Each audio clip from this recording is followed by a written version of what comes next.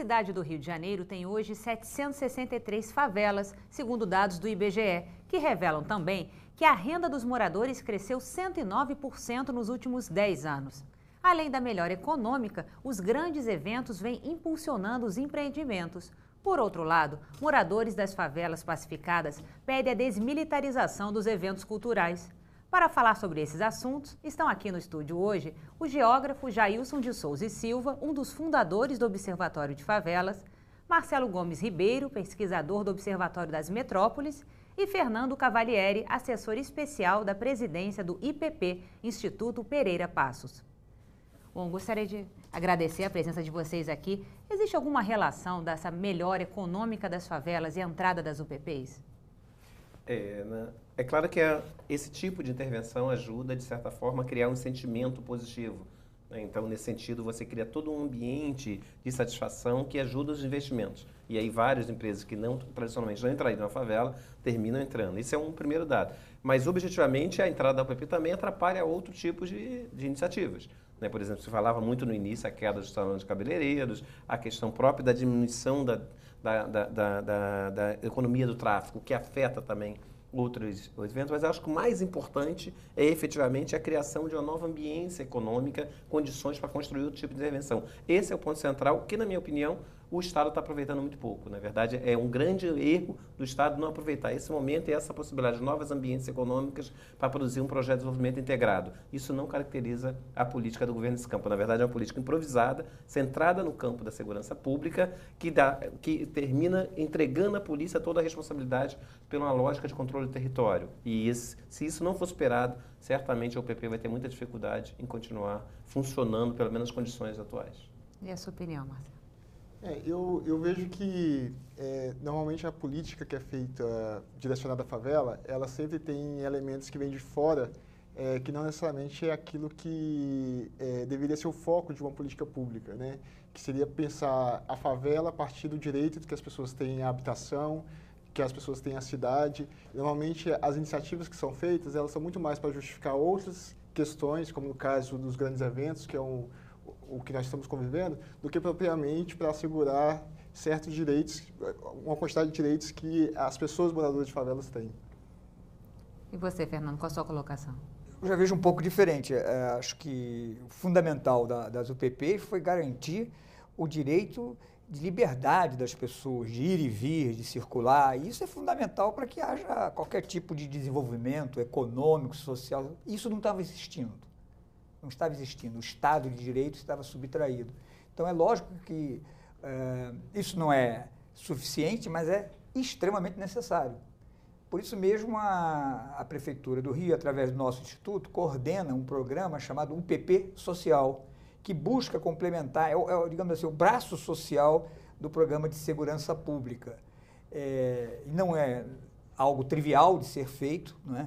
Há uma carência muito grande nessas áreas da presença do Estado, não há uma ausência, nunca houve uma ausência completa, para o bem ou para o mal, mas havia já uma quantidade grande, né? Nós temos feito esse levantamento de equipamentos sociais, ou na favela, ou no entorno imediato dela, mas a qualidade dos serviços públicos, a forma de prestação dos serviços não é o mesmo do resto da cidade formal, sobretudo das áreas nobres da cidade. Então, nós estamos buscando integrar serviços da própria prefeitura, com serviços do Estado, com a iniciativa privada, com as ONGs, e melhorar a qualidade de atendimento, pelo menos nas áreas que nós consideramos básicas, como educação, saúde, urbanismo e conservação também. Jailson, como você acha que deve ser essa integração do Estado com as ONGs já existentes nas favelas, que já fazem esse trabalho que, na verdade, a UPP está entrando para fazer agora, mas já fazem há muitos anos, né?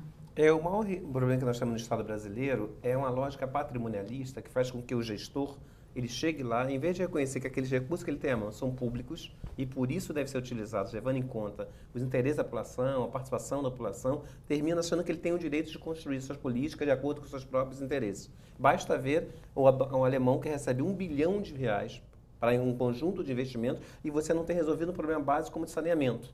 Você tem a população da Rocinha se manifestando, falando que quer que o problema do saneamento seja levado em conta, não o teleférico, por exemplo, que estava sendo proposto no planejamento original. Então, esse é o primeiro problema.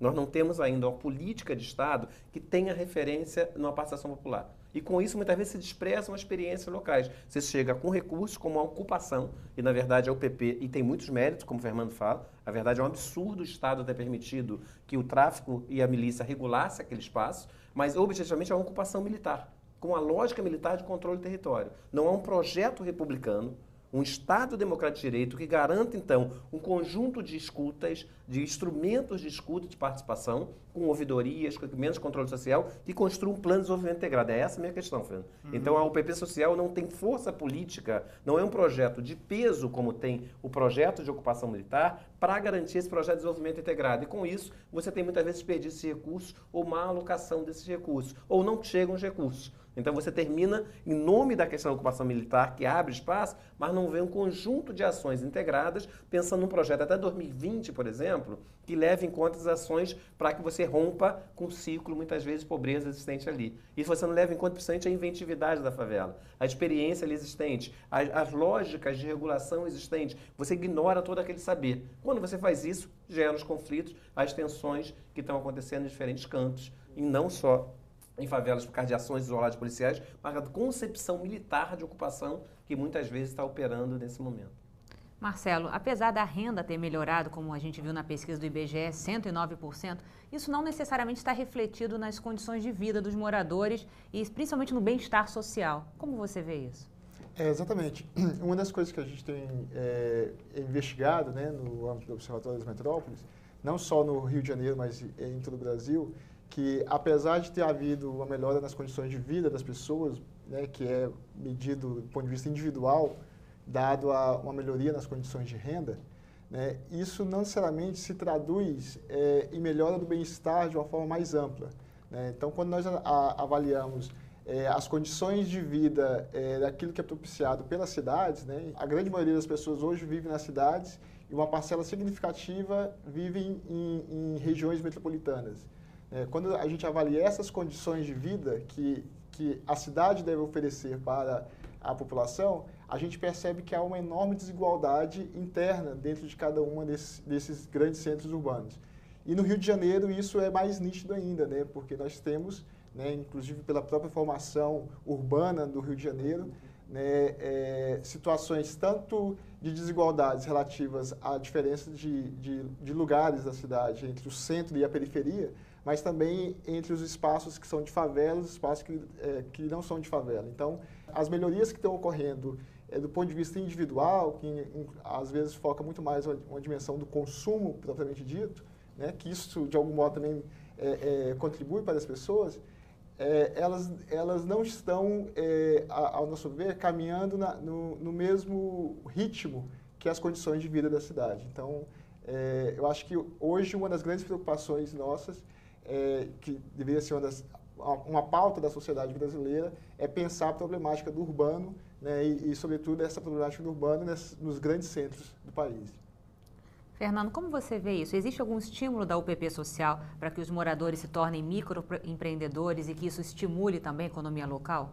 Sim, existe. Como eu falei, gera-se um ambiente democrático, um ambiente de maior liberdade e o governo tem, na medida do possível, tem incrementado alguns programas, né, de inclusão produtiva, por exemplo, com diferentes apoios e parcerias de órgãos do governo, paraestatais e ONGs também, e o próprio setor privado, buscando melhorar as condições de trabalho dessas pessoas, de organização e de gerenciamento dos seus negócios. Por exemplo, nós estamos projetando fazer um grande portal chamado Rede Comunidade Integrada, que vai possibilitar que os agentes locais se relacionem através da internet e saibam o que está sendo feito. Por exemplo, eu posso estar ofertando alguma coisa que um outro agente econômico, um outro morador, um outro cidadão ou uma outra pequena empresa em outra área está necessitando. Então, pode haver uma troca com mais facilidade. ONGs que oferecem serviços também e que precisam de pessoas das próprias comunidades que trabalhem para elas para oferecer esses serviços internamente. Enfim, esse trabalho em rede que começa a se formar, o Complexo da Penha tem um bom exemplo em que foi gerado uma rede que foi assumida pelos moradores e tem funcionado muito bem no Facebook, etc., dentro dos recursos que estão disponíveis, mas com bastante sucesso. E, Marcelo, como é esse índice de bem-estar urbano? O índice de bem-estar urbano, ele procura mensurar condições objetivas do bem-estar urbano na cidade, e para isso nós utilizamos de dados do IBGE, né, decorrente do Censo Demográfico de 2010, e ele foi concebido em 5 dimensões. Né?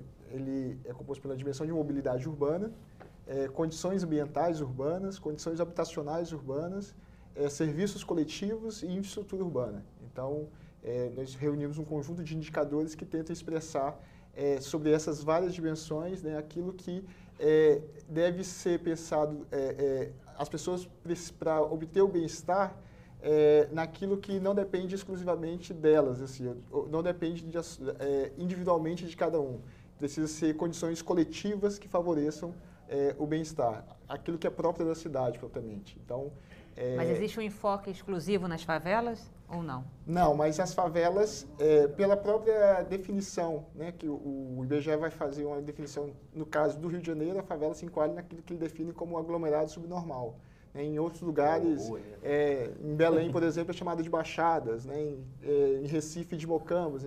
Mas no Rio de Janeiro, o que corresponderia ao aglomerado subnormal é o caso de favela, que é uma definição de condições precárias de vida. Então, nesse sentido, morar em favela entra como um aspecto positivo negativo no nosso índice. Então, assim, ele foi considerado, então, assim, em bairros onde tem uma grande proporção de pessoas que moram em favela, isso é considerado de uma forma negativa na nossa avaliação.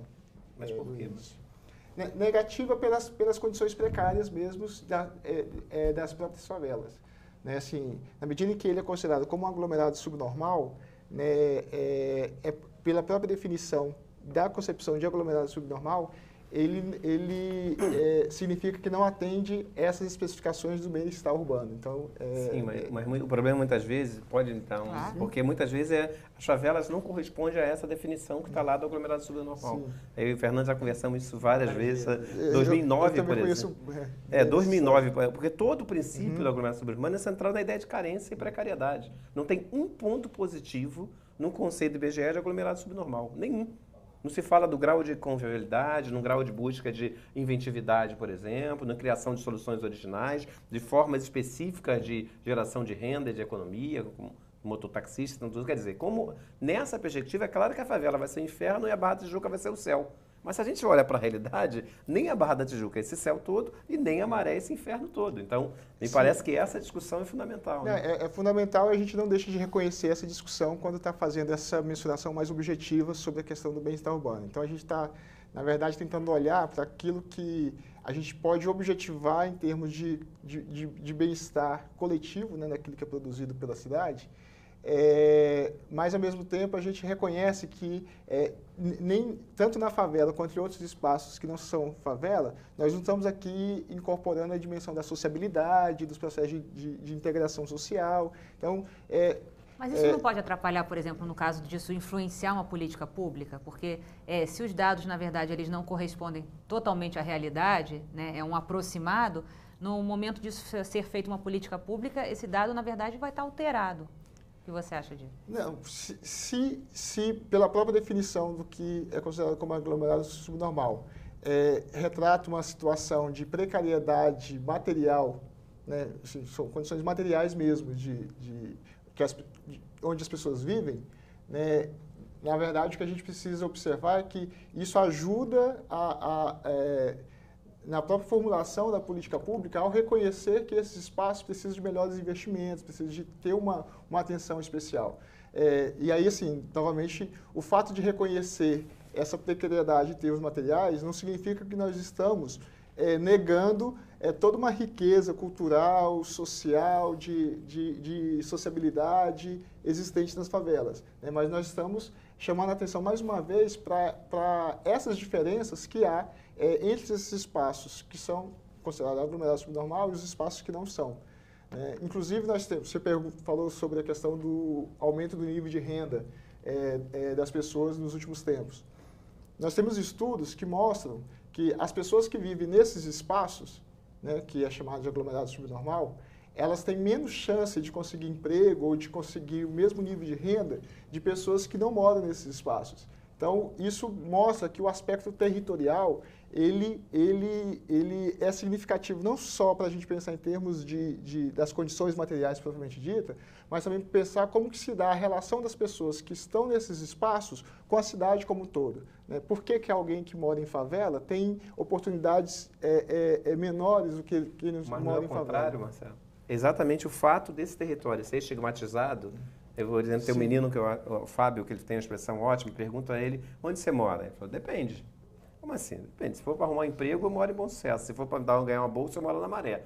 Então, quer dizer, esse jogo que você faz no território é fruto de um estigma construído socialmente pelo próprio conceito de aglomerado subnormal que trabalha na ideia de precariedade. Então, reconhecer que a favela tem demandas é fundamental, claro que tem, não significa reconhecer que ela só é marcada pelo precário, porque senão você não trabalha com o conceito de bem-estar. O bem-estar fica reduzido, de certa forma, à educação de equipamentos urbanos, o acesso a determinados equipamentos urbanos, ou acesso a um conjunto de possibilidades objetivas que não leva em conta a dimensão da convivialidade, que é fundamental, a dimensão efetivamente das próprias condições de circulação na cidade, quer dizer, que vai para além da circulação física. Então tem um processo de mobilidade e tem um processo de construção de forma de inserção na cidade que termina não sendo considerado muitas vezes. Mas olha só, eu acho que é possível melhorar a qualidade da prestação de certos serviços sem que haja perda dessas outras características boas. Então, nesse sentido, quer dizer, nós no IPP trabalhamos fundamentalmente com informação e geramos informação e organizamos para que as agências finalísticas, da prefeitura, do estado e tal, possam prestar melhores serviços. Os dados do IBGE que eles usaram nesse índice têm limitações, mas também têm riquezas a serem reveladas. Eu pego o exemplo do lixo, que é um problema seríssimo nas favelas. Se você pegar o que o IBGE traz no questionário do censo, ele vai dizer lixo coletado diretamente, que é o que acontece nas nossas casas, na minha casa, por exemplo. Na favela, coletado também oficialmente, porém a pessoa tem que levar o lixo até uma caçamba. Há uma diferença enorme e é preciso olhar para aquilo ali com a diferença que tem. O sujeito que está na favela, muitas vezes, ele vai ter que descer uma ladeira para jogar o lixo lá embaixo, depois subir de volta, se estiver chovendo, etc. Eu não, eu ando um passo no corredor, tem uma lixeira, eu jogo e o porteiro cuida de tudo. É bem diferente. Já no caso do esgoto, o IBGE já não faz, ou da água, ele pergunta, está ligado a uma rede de água? Sim, estou, porque não estou ligado a um poço, a uma nascente ou a uma fonte d'água. Agora, ele não pergunta sobre a frequência de abastecimento. Sim. Então, você tem que tomar muito cuidado com isso. A gente olha muito, por exemplo, quando está vendo os serviços públicos, a gente olha muito para o lixo, olha menos para a água e para o esgoto, porque os dados, infelizmente, do IBGE não revelam essas diferenças sutis na prestação do serviço. E o que a gente deseja não sei se a gente vai conseguir ter a coleta porta a porta, porque os caminhões nem sequer entram, entendeu? Mas nós temos que desenvolver tecnologias e temos que desenvolver logística também para que essa coleta de lixo seja o mais possível aproximado da coleta de lixo direta que existe, estou dando como exemplo, no resto da cidade. Sem prejuízo das outras riquezas culturais, sociais que existem na comunidade, nas favelas. Bom, faremos um breve intervalo e voltamos já já.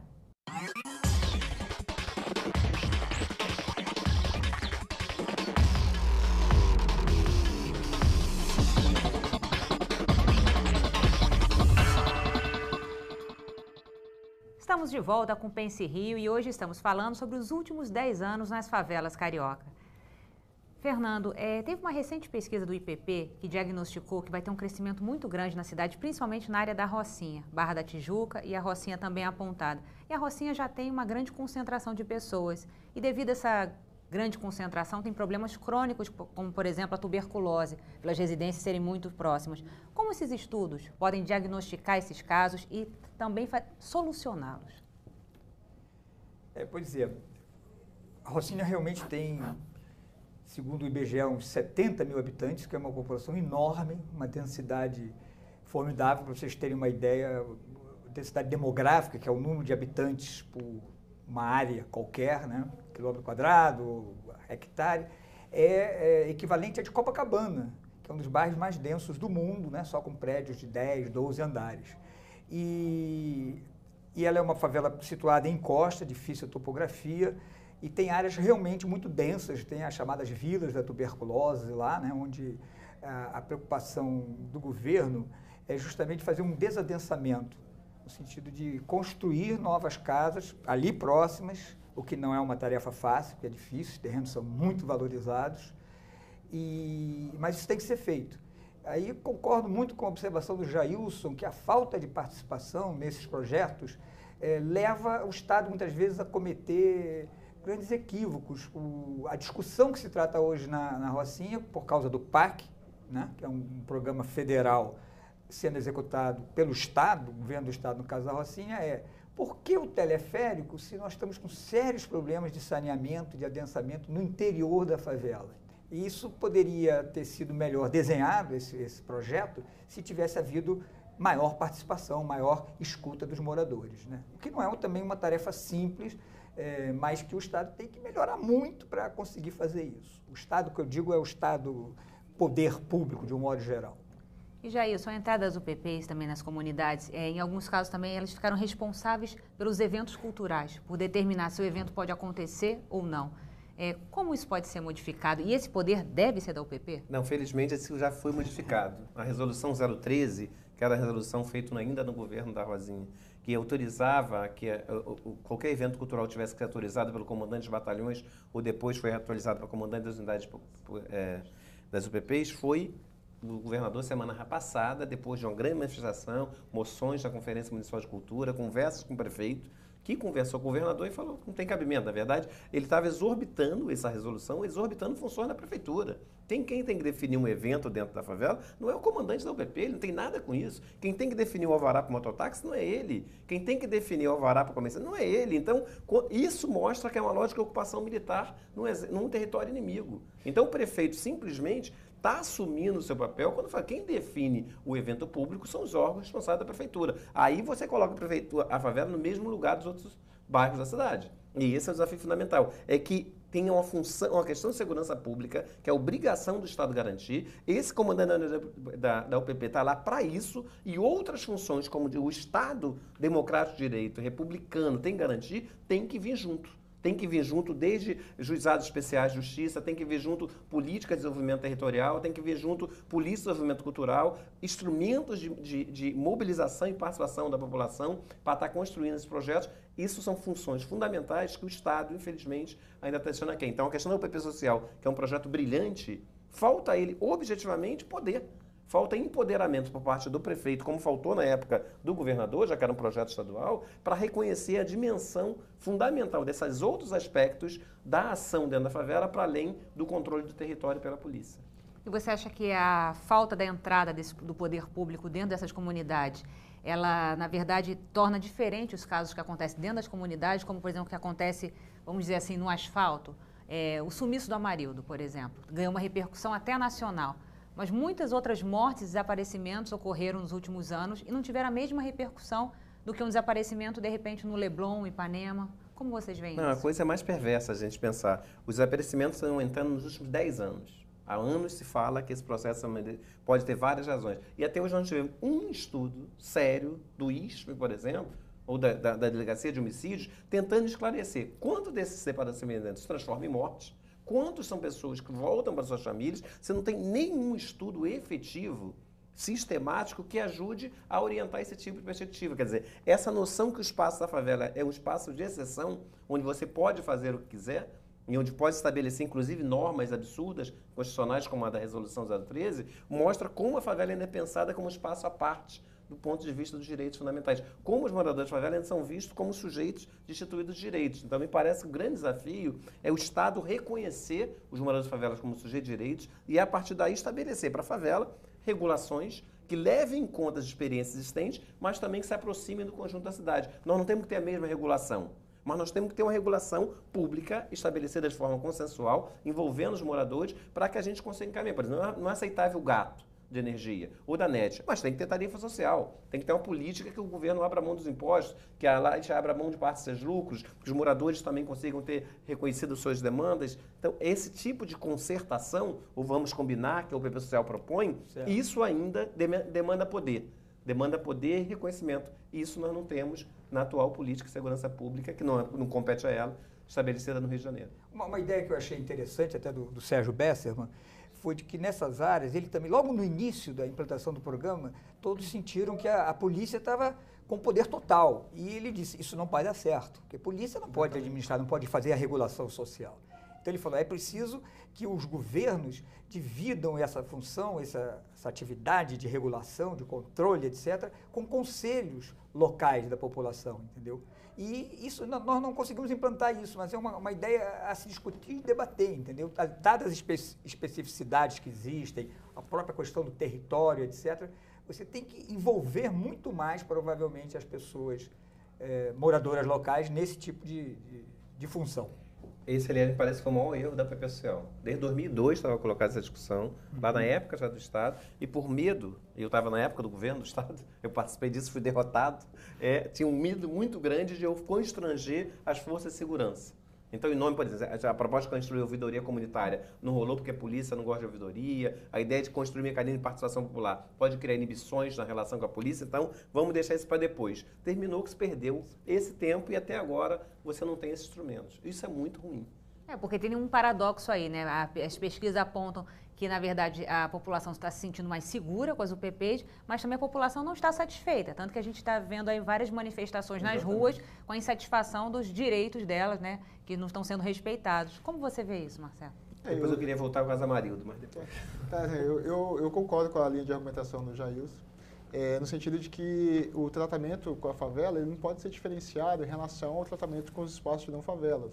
O Estado ele tem que ter uma postura republicana, nesse sentido. E pensar do ponto de vista republicano é pensar que a coisa pública, né, ela precisa ser compreendida para o conjunto da população como um todo, né, independente de ser de favela ou não favela. Então, enquanto o tratamento for de considerar que esses espaços são espaços de exceção, né, como está sendo colocado, assim, eu penso que não se avança num processo de integração total entre os moradores que fazem parte de favela e os moradores que não fazem parte de favela. Inclusive, a própria questão do estigma, como eu havia ressaltado antes, eu acho que tem a ver com o próprio modo como o Estado produz essas desigualdades, né? E aí, só reforçando, voltando naquele desentendimento inicial, né, que não é tão diferente assim o nosso modo de pensar, o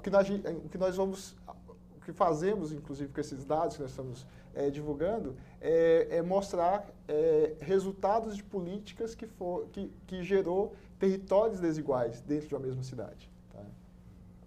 Você queria voltar no Amarildo? Não, é porque eu acho que isso é um grande avanço. A gente, talvez, antes das redes sociais, antes das manifestações, principalmente, nós não teríamos um caso Amarildo.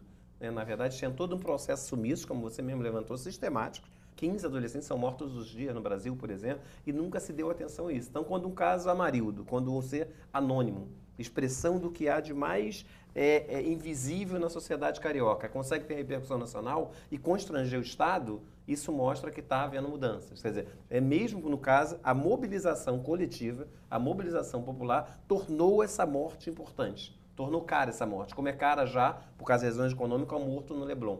Então, tornar os mortos da favela mais caros, como a gente fez na época do massacre, por exemplo, lá, 10 pessoas mortas, e nós fizemos um ato em que lembrava, inclusive, do policial que morreu na ação desastrada do Estado, e isso é fundamental. Cada vida é valiosa, inclusive, e principalmente, a vida também dos moradores da favela, que são, historicamente, os mais atingidos pelas diferentes formas de violência. Então, não há ausência do Estado na favela, há uma ausência seletiva. A ausência em determinados campos, a ausência em outros, e que faz com que as reproduções das desigualdades, como o estudo do Marcelo tão bem aponta, termine sendo gerada de forma sistemática. Nosso desafio é encontrar as pontas fundamentais que geram essa reprodução da desigualdade e começar a incidir sobre elas.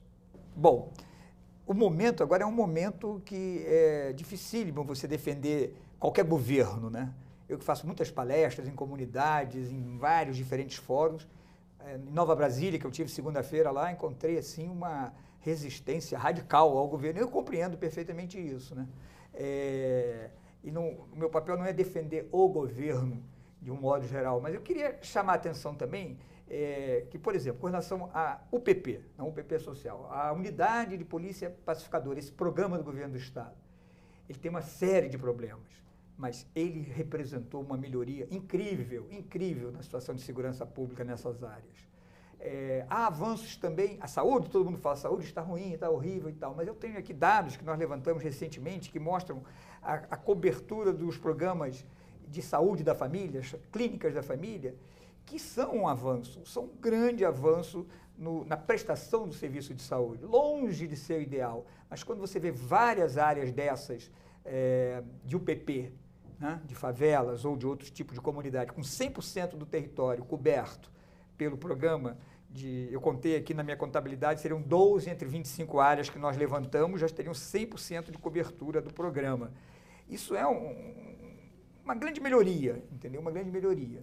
E, então, quer dizer, é preciso considerar isso também. Outro dado, não falamos muito aqui, mas o programa de urbanização de favelas, que no Rio de Janeiro vem desde 1995, ininterruptamente, o Rio de Janeiro assumiu até pioneiramente, né, um modelo novo de urbanizar as favelas com favela-bairro, significa também que a visão do governo, entendeu? Pelo menos do governo municipal com relação às favelas, ela tomou um rumo que passou a ser o rumo predominante, dominante, hegemônico e provavelmente que não há retorno. Não podemos nunca deixar de combater esse bom combate a favor da urbanização.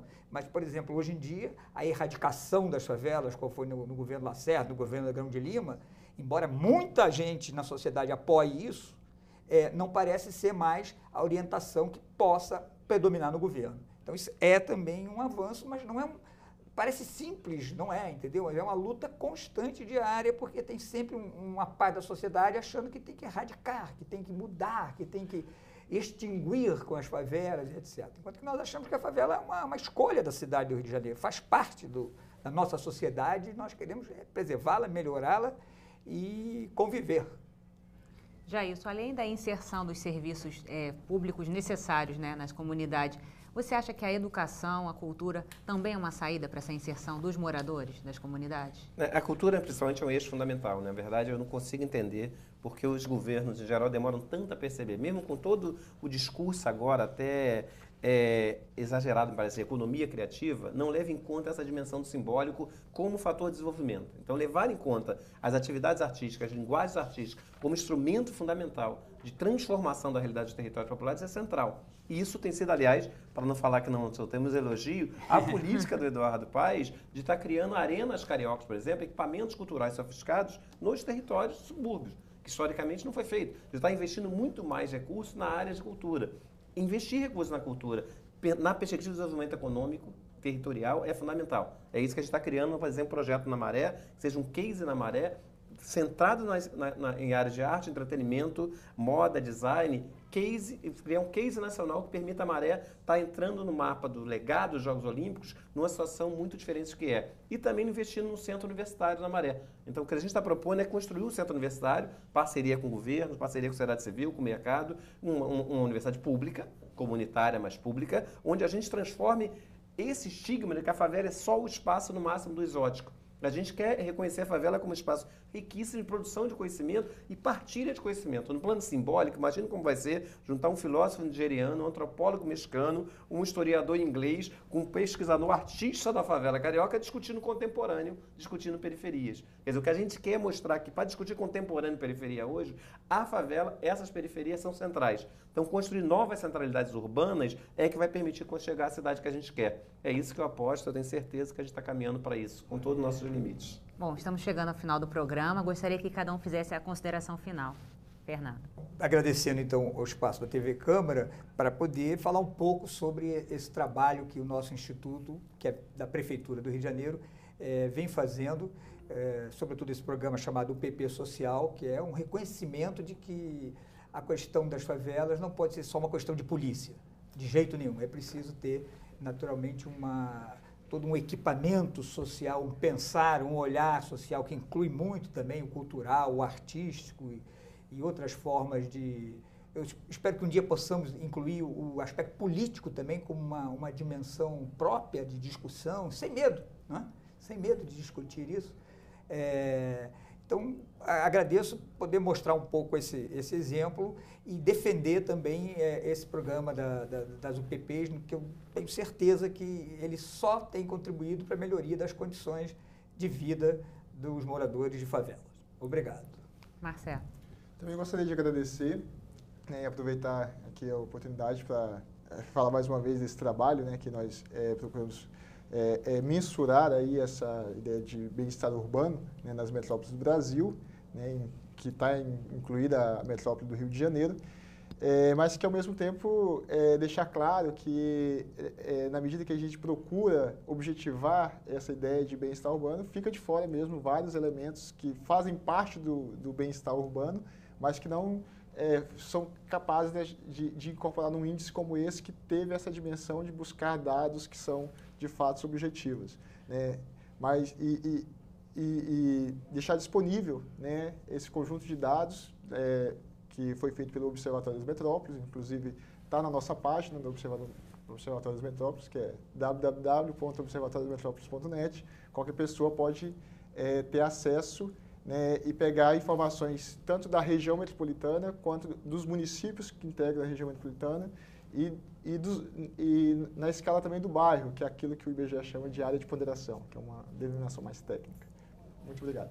Jailson. Várias coisas que a gente situei, que eu discuti aqui, que eu apresentei aqui, até no site do Observatório. Quer dizer, o Observatório tem vários textos. Tem o último livro que a gente lançou, é O Novo Carioca, que foi feito por mim, por Marcos Vinícius Faustini, pelo Jorge Luiz Barbosa, que está discutindo justamente essa concepção de cidade. Então, me parece que eu queria fazer um apelo especial aos vereadores, já que a gente está na TV Câmara, que não deixem de acompanhar o processo de destruição da pluralidade da vida no Rio de Janeiro, das pessoas diferentes conviverem, que é o risco que acontece hoje se nada for feito em termos de regulação dos espaços com o PP nas áreas nobres da cidade. Se simplesmente se entrega ao mercado, sem uma discussão mais global na cidade, envolvendo os moradores, envolvendo os centros de pesquisa, envolvendo gestores, como é que evita-se a gentrificação hoje no Rio de Janeiro, para evitar que a cidade se modernize, enriqueça e se torne mais excludente do ponto de vista territorial? Esse é um desafio que a Câmara tem que enfrentar. A Câmara não pode simplesmente ficar em questões minúsculas, muitas vezes, voltada para questões mais particulares, deixando de situar o papel das favelas no Rio de Janeiro e o que é necessário fazer para se garantir essa pluralidade,